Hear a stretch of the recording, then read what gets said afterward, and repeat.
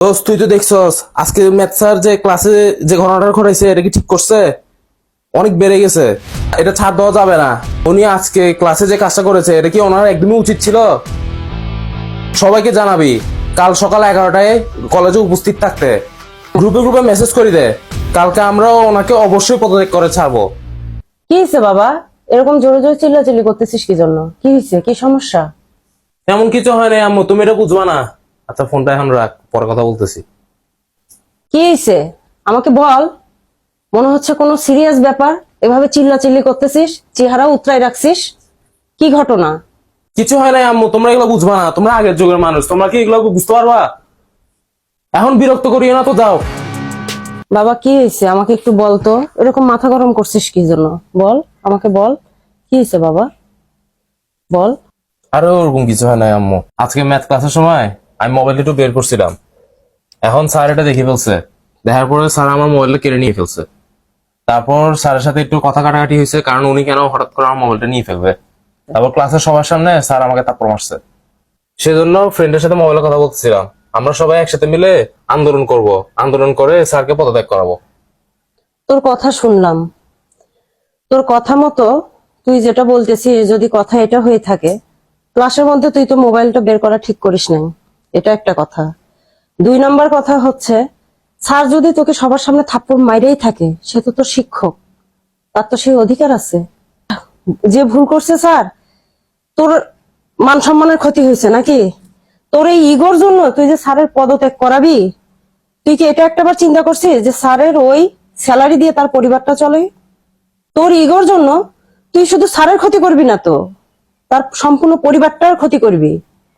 একটাবার চিন্তা করে দেখ, তোর ওই স্যারের পরিবারেও কিন্তু তোর মতো 2-4টা ছেলে মেয়ে আছে, তাদের ভবিষ্যৎ নষ্ট করার হাতিয়ার হইবি তুই না।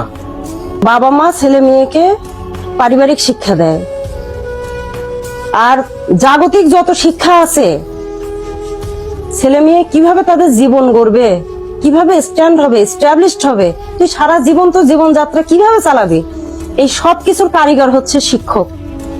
শিক্ষকের ভুল থাকতেই পারে। আমি যদি এখন তোরে ধরে থাপ্পড় দেই, তাহলে কি তুই আমার গায়ে হাত তুলবি? না।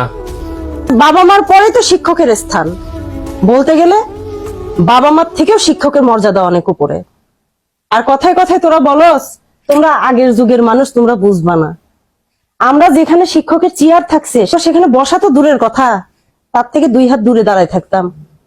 আমাদের যুগের মানুষ স্যারকে সালাম দেওয়ার জন্য, মনে কর রাস্তার মধ্যে স্যারের সাথে দেখা হয়েছে, সব কাজ ফালাই দিয়ে এসে আগে দাঁড়াই যেতাম, স্যারকে সালাম দিব। অনেকে আছে সাইকেল থেকে নামি যাইতো, গাড়ির থেকে নামি দাঁড়ায় যাইতো, স্যারকে সালাম দিব। তোরা কি করতেছিস তোরা জানিস? তোরা মেধাবী হয়েছিস, ভালো কথা। তোদের এই মেধার পিছনে যারা কারিগর হিসেবে কাজ করতেছে তারা কে?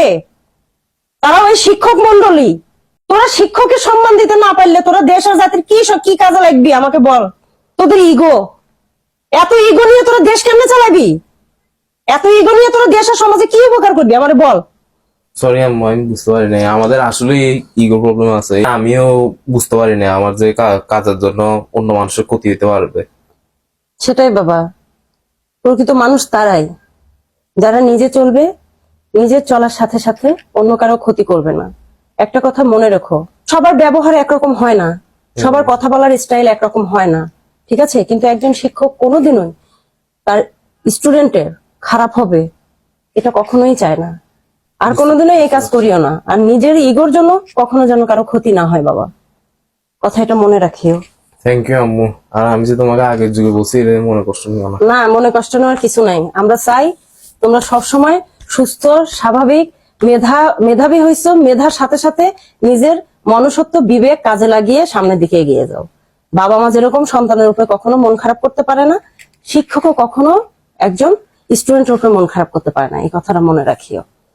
ওকে?